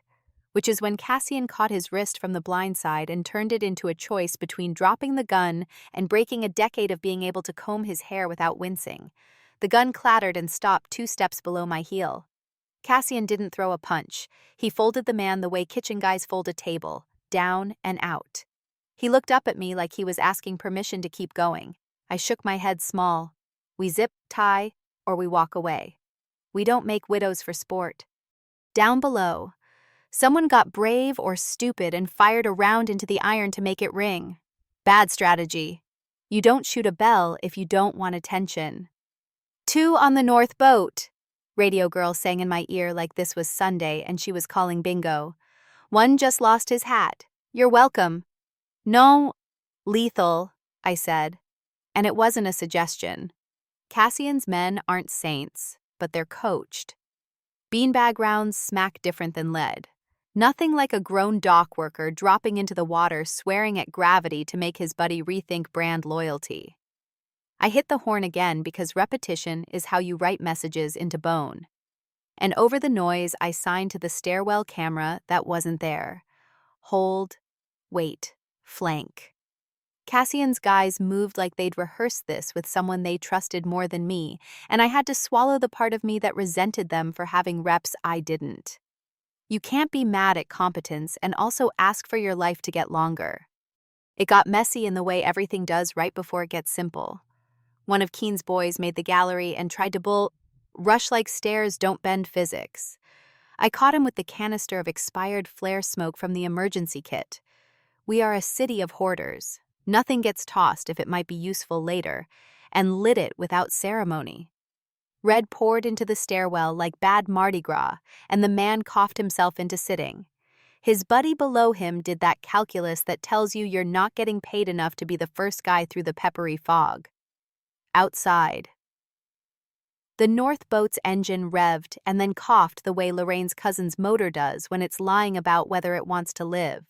No one likes the sound of their ride deciding to take a nap during a conversation. June, Cassian said, and there was pride and worry in equal thirds in the way he put my name in the air. We're good. We're almost, I said, because almost is the only honest place anything in my life has ever gotten me. I scooped the tin and the card and the key, tucked them into the inside pocket of my jacket where my body could take a bullet that the world would prefer a thing took, and keyed the mic. Stand down, I said to his team. Don't chase. Hold waterline. Let them row their pride home. There was a beat where I could feel the men on the other end want to run anyway, because adrenaline is a terrible boss and the whole Gulf teaches men to prove things. Then Radio Girl said, Copy, holding. Got faces on 2. They can tell Keen we don't like his hat. The man Zip, tied at Cassian's feet, muttered a name I recognized from Union Picnic gossip and spat on the iron step because some people can't help but sign their work. Cassian stared at the spit like it had personally offended his mother, and then looked at me. You done? He asked. He meant, Are you done steering me? I looked at the water, at the boat sitting wrong now with a man trying to start a motor that had decided to get religious. I'm done, I said. For right now. We walked back down the iron spiral slower than my legs wanted. Adrenaline makes you eager to fall. I put my palm on the rail anyway because I'm not trying to prove I don't need sensible things. On the deck, the wind had that post-storm breath. Cooler, like the sky remembered manners. Cassian didn't ask to see the tin. He didn't ask to hold the key. He waited while my fingers checked and rechecked what was now both evidence and inheritance. He had blood on his knuckle and rust on his sleeve, and eyes that were doing the work of not telling me how to feel. You did good, he said. And it wasn't a pat on the head. It was a man acknowledging that I had turned fear into a job and done it without making the worst version of me run the room. I did necessary, I said, because it's a little early for applause. He gave me half a grin, and that was enough. On the ride back, the flat, bottom skimmed over water that decided not to be ugly anymore. Pelicans sat on pilings like judgmental uncles, and the refinery lights blinked the way they do when the night shifts change and guys clock out to go home to kids who'll wake them too early. I held the tin so tight the lid probably learned my name. Command doesn't feel like screaming. It feels like telling a storm what it can't have. I radioed Lorraine before we hit her dock and asked if she had any Ziplocs because that's how you honor a thing in the South. You wrap it up like it's leftovers and you put it where aunties can't find it. When we tied off, she was already on the porch with a plastic bag and a towel, and that look women wear when the men came home and nobody called an ambulance. You hungry? She asked, as if the answer is ever no. Yeah, I said, and my voice finally had a shake in it. But first I need a pen. I wrote the seed words out by hand on a piece of paper from her junk drawer, because 1 copy is love and 2 is insurance. Cassian stood half a step back and let me own the table. He didn't ask what they said, he waited to be told. That's the thing about power when it's trying to behave. It learns to wait its turn. Somewhere out past the marsh, a motor finally turned over, late and embarrassed, and a boat limped into water that wasn't interested in forgiving anybody. I let them go. We had enough to start a war or end one, and I didn't want either yet. I wanted a hot plate and a phone call to my mother where "we're okay" didn't sound like a lie. I wanted to count my people again.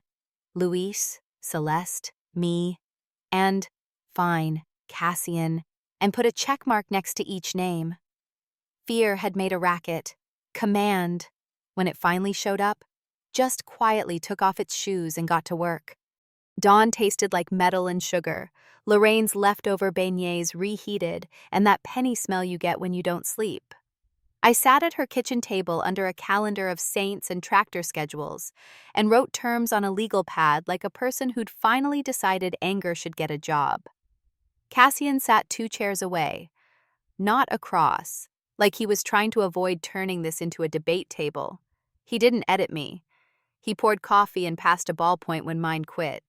Say what you want, don't say it like a wish, he said, which is the closest to coaching I'd take from him. So I did. 1. A foundation funded up front for dock worker widows and long-term medical, not a photo op.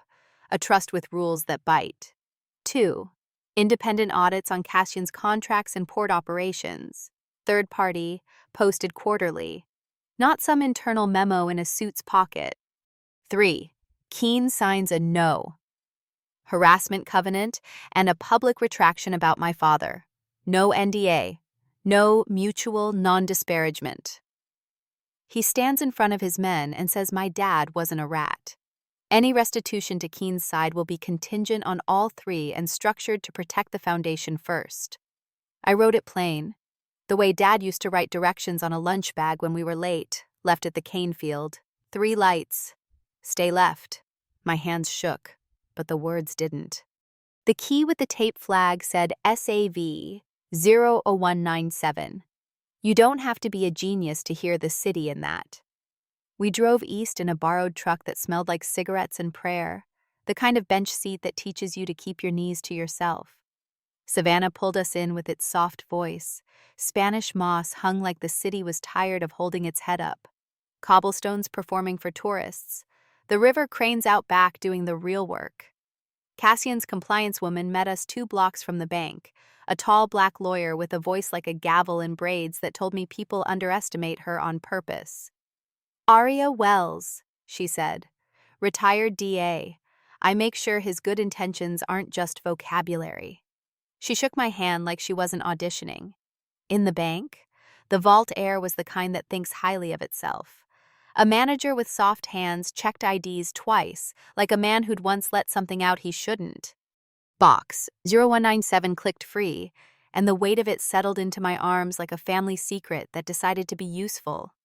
Inside wasn't a treasure chest. It was an organized mind. Copies of ledgers. A typed letter with Dad's print signature under it. For June, if you made it this far, you have the patience for the rest. And an index card that matched the seed words in my pocket. A thumb drive labeled receipts, and 2 pages with a Swiss bank stamp from forever ago that had more to do with pride than liquidity. Aria didn't touch anything until I nodded.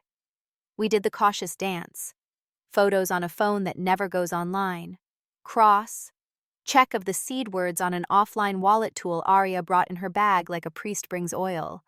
Verify balances without moving a cent. Numbers showed up, cold, ugly, honest. Not all of it stolen. Some of it Dad's pay that grew because he was efficient at living below his means and hiding above someone else's. But enough of it bearing the stains of men who take a cut off the backs of other men carrying things in August heat. Proof, not rumor. I didn't feel rich. I felt like I'd found a fire extinguisher.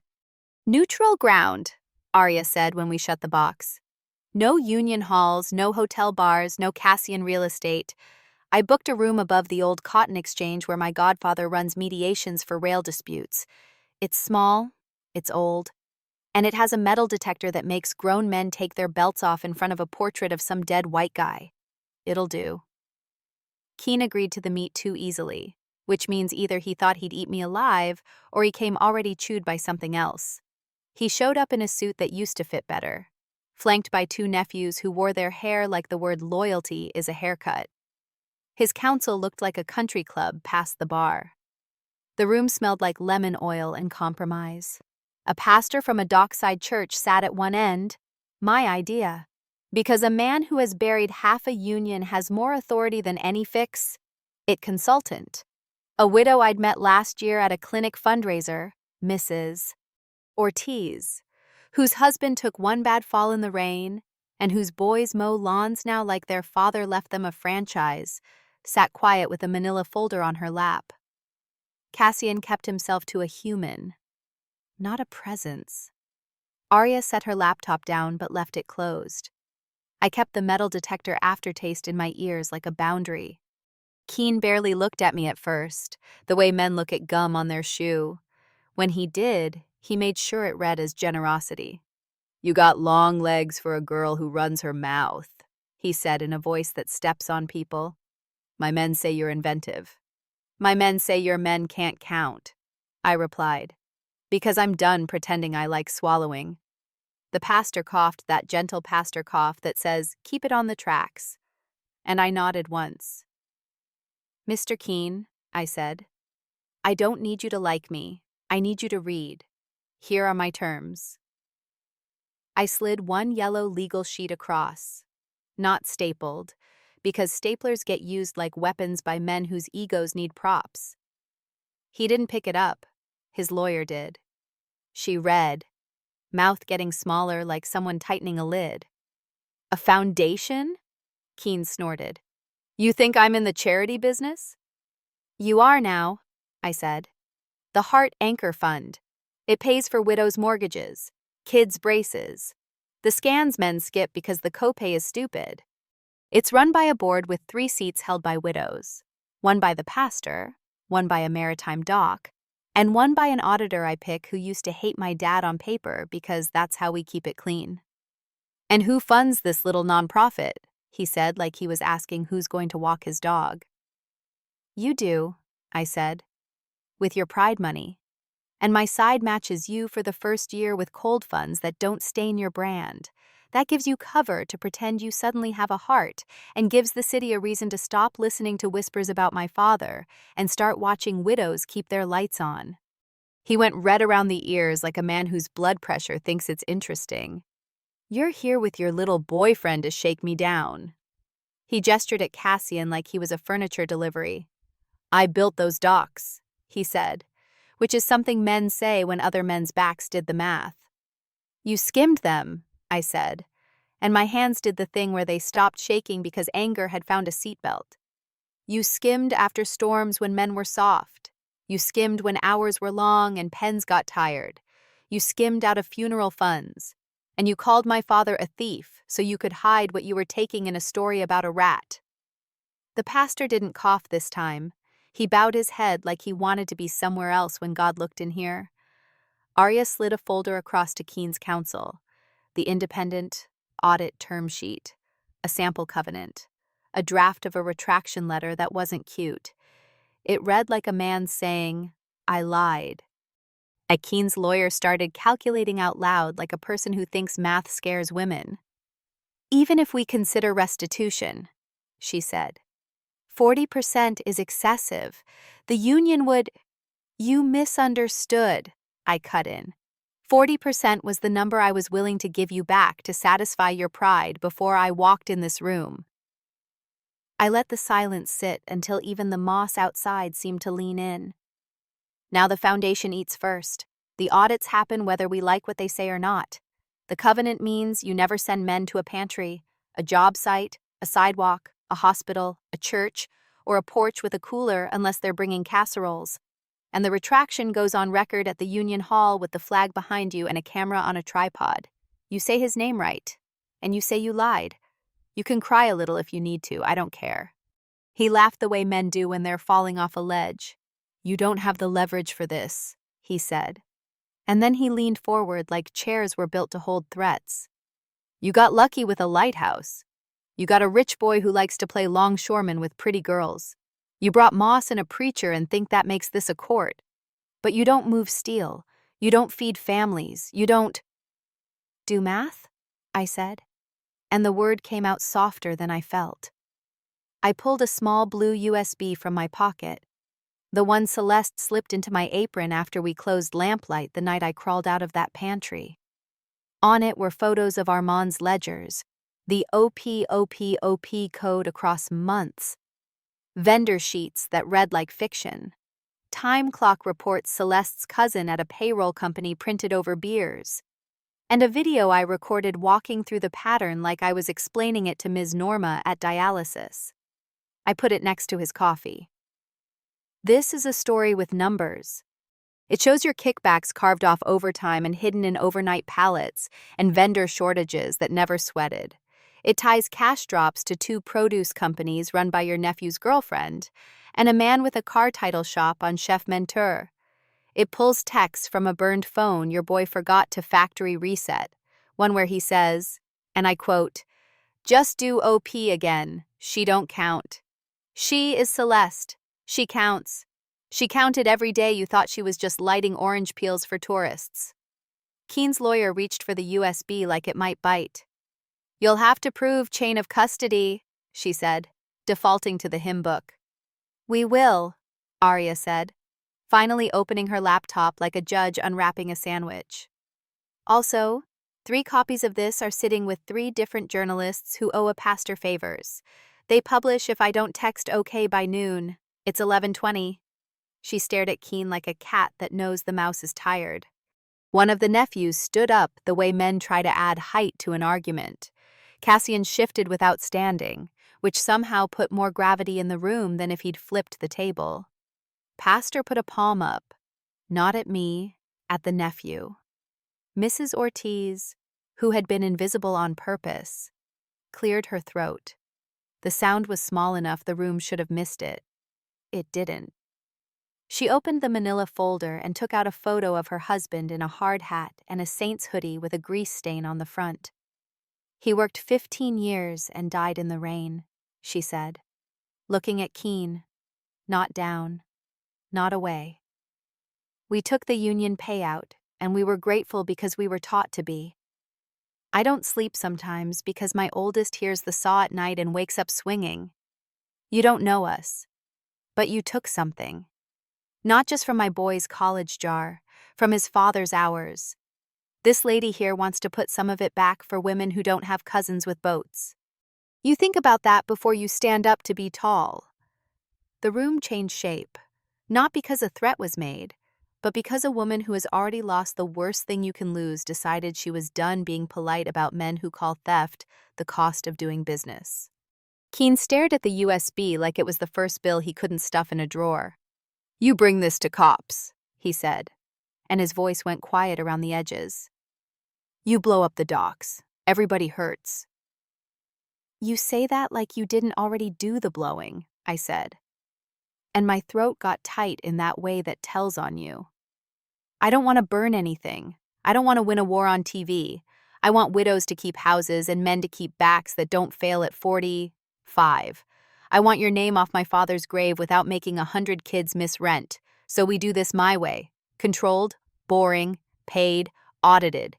And you get to tell yourself you handled it like a man who cares about the men he points at containers. He looked at Cassian like there might be an out there. A business deal he could make that didn't involve swallowing. Cassian didn't give him a rope. "She's right," he said. "If you were my client, I'd tell you to sign now and brag later about how you invented charity.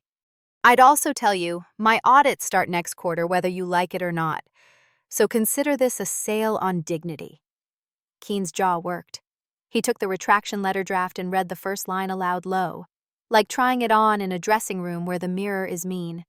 "I mischaracterized the work of Mr. Hart, and I regret the harm those statements caused." The pastor watched him without blinking. The lawyer did math on her eyes. The nephews tried to find a version of this where they still felt like a storm. Noon got closer like time always does, no matter who you are. "Half," Keene said finally, like the word cut his tongue on the way out. 40% to the foundation now, 10 in 6 months. Audits on your man's contracts. But my counsel picks one of the firms, covenant with carve-outs for stupidity. "No carve-outs," Arya said before my mouth could decide between a laugh and a curse. "If one of your nephews has a creative day, you own it. And the second 10 hits the foundation before you write a check to a stadium, a nephew, or your pack." He slammed his palm on the table gently, which is a talent. "I'm not begging in front of a girl and a preacher." "You're not," I said. "You're budgeting." I slid a clean copy of the terms across. Not because I expected him to like my penmanship, but because I didn't want my original to smell like his cologne. "We also want a schedule for the retraction. 3 days. Union Hall. Members only if you must. But cameras, pastor present, and Mrs. Ortiz gets the front row. You speak first. You don't blame. You don't pivot to, 'we're all family.' You say you lied, and you say my father wasn't what you called him. And then you go home and think about your own sons." He chewed on sons like it had bones. He signed. He signed because men like him don't pick public fires if you hand them a private ladder. He signed because the USB wasn't a trick and because Arya's noon is a more reliable clock than whatever guilt he pretends to own. He signed because the pastor exhaled the way only men who own grief exhale when somebody makes a better choice than yesterday. We notarized it with a bank stamp the mediator kept in a drawer like a backup organ. The nephew's eyes promised to hold a grudge. I can live with that. Mrs. Ortiz didn't smile. She nodded to me once like women do when we don't have extra words. We walked out into Savannah's mid-day, like our bones had finally been allowed to come back inside us. The river did its slow freight dance. A woman on River Street hollered about pralines like sugar fixes everything. Cassian didn't reach for my hand like the end of a scene. He let the space be what it needed. "Controlled victory," Arya said, like she was grading a paper she could get behind. "Ugly, useful, boring," I said. "My favorite kind." We ate sandwiches on a bench under a live oak, and I texted Mom, "We're okay. More than okay soon. I'll call tonight." She sent back 6 hearts and a gif of a cat dancing, because people who've stared at machines too long learn to celebrate with dumb joy when they can. Cassian watched the cranes and not me. "You didn't take more than you had to," he said. Half observation, half question. "I took what would change how people live," I said. "Not how they hate." Let him keep his car, lose a few weekends, feel the ache of writing checks, and stand up to say he was wrong in the same voice he used to call my father names. That's a better legacy for my dad than a headline where I turned into a different kind of thief. We drove back with the windows down because air tastes different after you make a man tell the truth. The foundation paperwork filled the truck cab with the smell of toner and a future with handles. I emailed the draft bylaws to the pastor from a coffee shop where a scad kid in pink hair drew pictures of tourists and charged them $20 to be flattered. Lorraine called to say she found a decent casserole dish and did we want red beans when we got in. "Yes," I said, because some days victory is beans and a nap. Cassian laughed, the first laugh I've heard from him that didn't have regret in it. "You're enjoying this," he said. "Not the hurt," I said. "The control, the paying forward, the boring.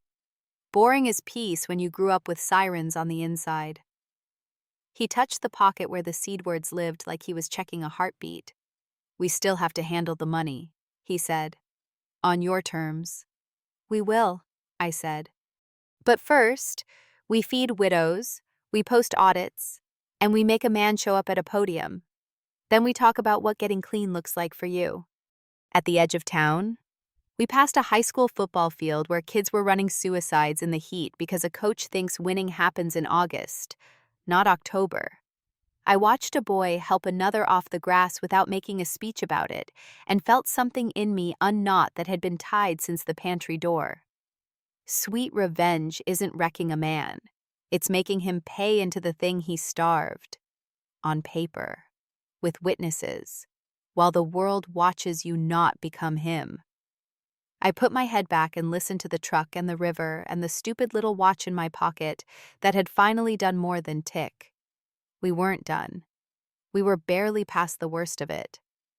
But for once, the ledger in my head didn't just list losses. It had neat columns, foundation, audits, covenant, retraction, and a line at the bottom only I needed to read. My father's name, spelled right, undercleared. The retraction wasn't fireworks. It was a Wednesday at the Union Hall with bad coffee in a giant silver urn and fluorescent lights that made everybody look like they needed sleep. The pastor opened with a prayer that wasn't about winning. And Keene stood in front of the flag like a man at his own dental appointment.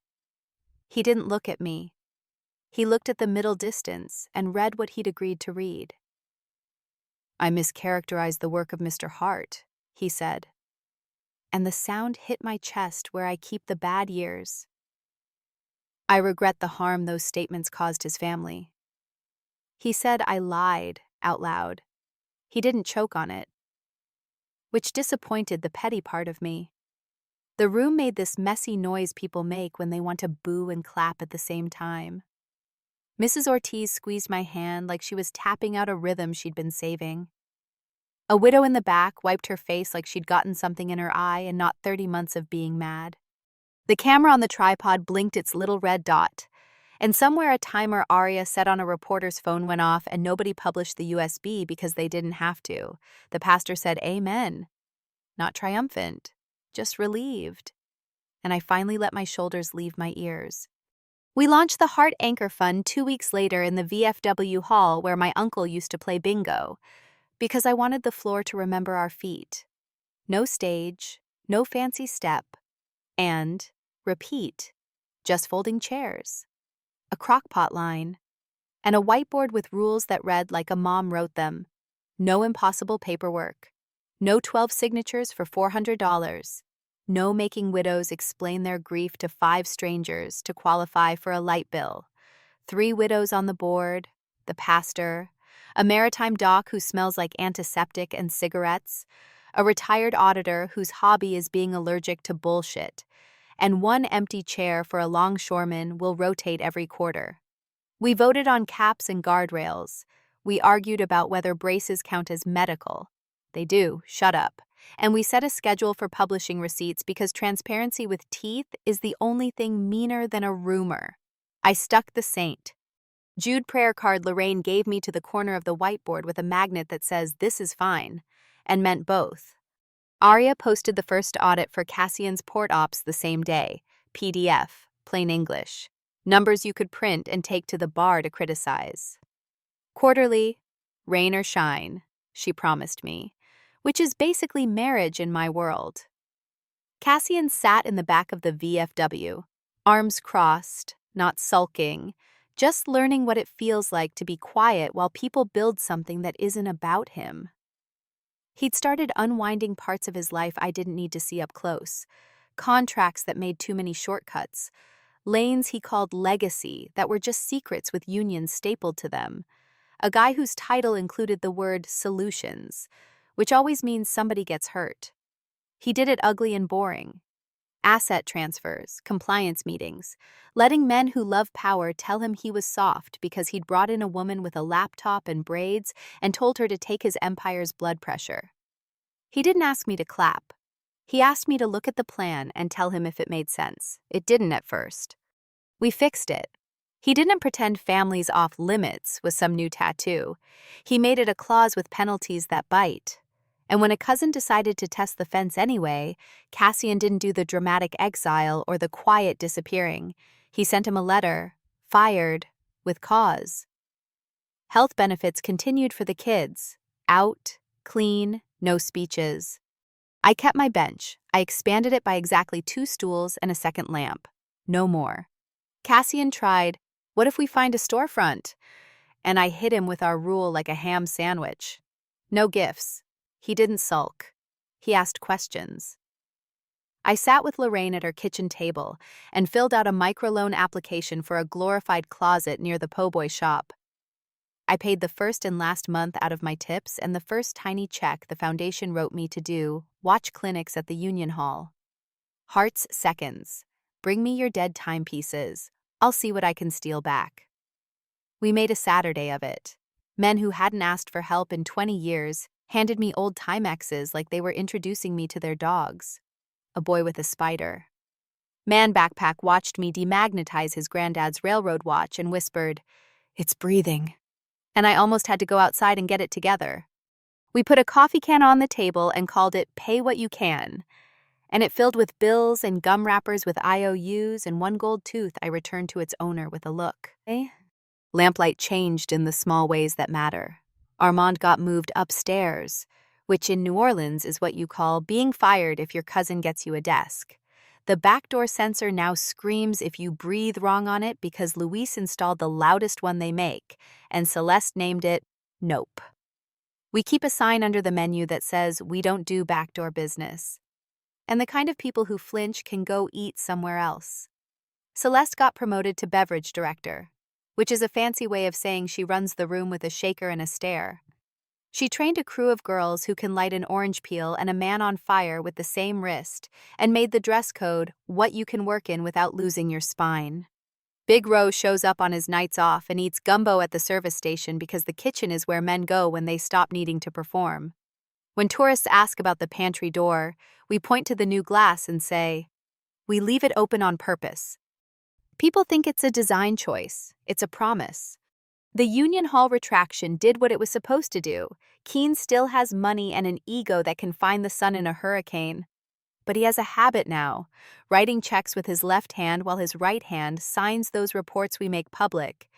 He tried a dig on radio once about new blood not understanding the cost of doing business, and the pastor called in and said, "The cost isn't the same thing as a tab you never pay."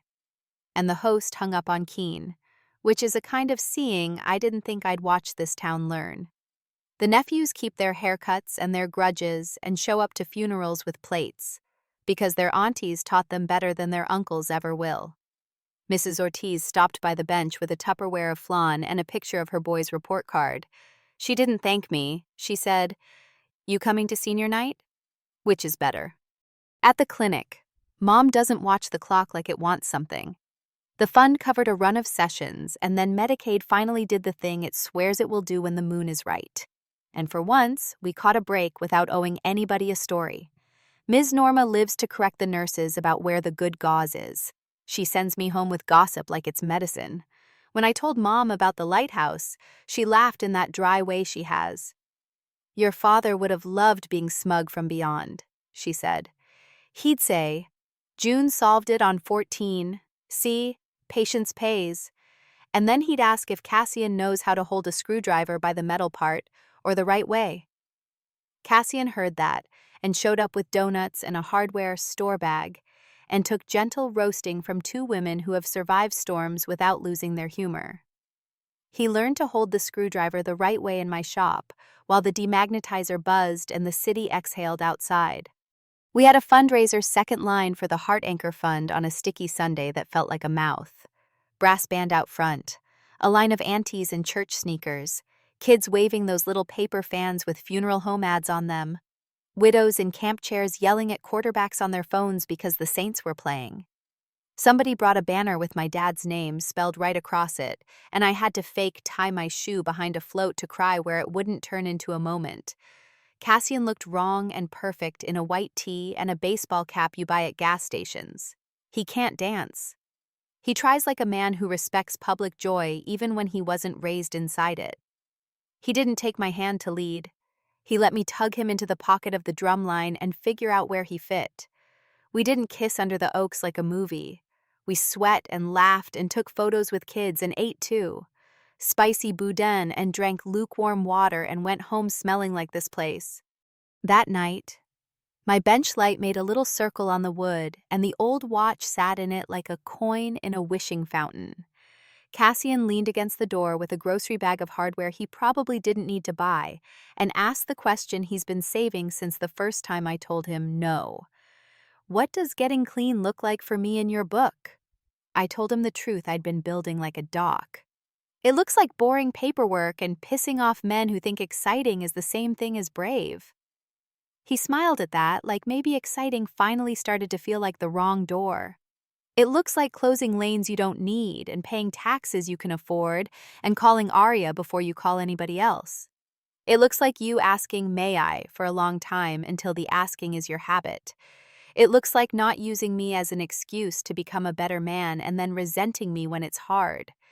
It looks like you not disappearing when the part of you that loved secrets starts itching." He was quiet a long time, the kind of quiet that's hard for men who make a living moving. And then he nodded. "May I sit?" he asked, like we were starting a religion. I said yes. He's still Cassian. He still has a phone that won't stop. He still carries old fights in his shoulders. But he asks. He holds the door without making a story about it. He stands half a step behind when attention sticks to me and doesn't try to peel it off. He leaves keys on tables and says, "I'll follow your map." And then actually does. On the days I want to throw every rule we wrote in the trash because being loved by a man who used to bend cities is intoxicating in a way that tastes like teenage. I read the legal pad from Lorraine's table out loud, and we pretend it's a bedtime story for adults who don't trust themselves yet. It's not romance the way movies sell it. It's work. It's the timer on the stove and the bleed of the sensor and the click of the safe and the hum of the demagnetizer and the sound a watch makes when it decides to be honest. It's all that for the rest of our lives. Or until one of us breaks something and has to learn how to fix it in front of the other. A thing I didn't expect. Armand showed up at the bench one afternoon with a bakery box from his aunt and an apology sentence that didn't use the word if. He said, "I locked the pantry because I thought it would protect me from being the manager on the night something bad happened," which is not the apology I asked for but is probably the only one he had. I gave him back his upstairs watch, the one I'd fixed for free because sometimes mercy feels like competence, and told him to stop wearing it in the kitchen because sugar gets everywhere and nobody wants to taste his time. He left $20 in the tip jar like a civilian, and I didn't throw it back because pride is a poor shield against groceries. even when you're healed enough to joke about it. The last step in Keen's covenant happened a month later. He didn't cry, he talked too long. He said my father's name right, and not like a man swallowing glass. He walked off stage and didn't shake my hand, because men like him don't give you that photo. I went home and made red beans and rice, and called Mom and let her tell me that the team nurse finally learned how to tape her line right. I took the watch out in the quiet and thumbed the slide and listened to its old heart answer back. The repeater chimed out the same weird broken word it gave us that first night. Stay, or star, or stay, left, ferry, depending on where you breathe. I chose to hear home, not because the work is done. It isn't. Not because my city is clean now. It isn't. But because home is the place you keep choosing, even on the days it feels like a stack of ledgers you haven't balanced yet. People ask me, sometimes in the DMs and sometimes across a bar, if it was worth it, staying when I could have left, negotiating instead of napalming, loving a man who used to be proud of not needing anybody. I tell them the only honest answer I have. Worth implies a ledger where pain and joy both get numbers, and life doesn't do math that fair. I can tell you this, though. I don't count alone anymore. We put the audits up, we post the checks, we feed the fund, we show up to senior night, we make the pantry door a window and tell the new kids why. And when the clock in my chest starts lying again, I put the watch to my jaw and let bones do their old job. Some days it spells nothing, and I just hear ticking. Some days it spells the reminder I need. Count, don't beg, ask, don't assume, stay, don't hide. And on good days, when the wind is right and the brass band on the corner sneaks a song in through the shop door, it spells us.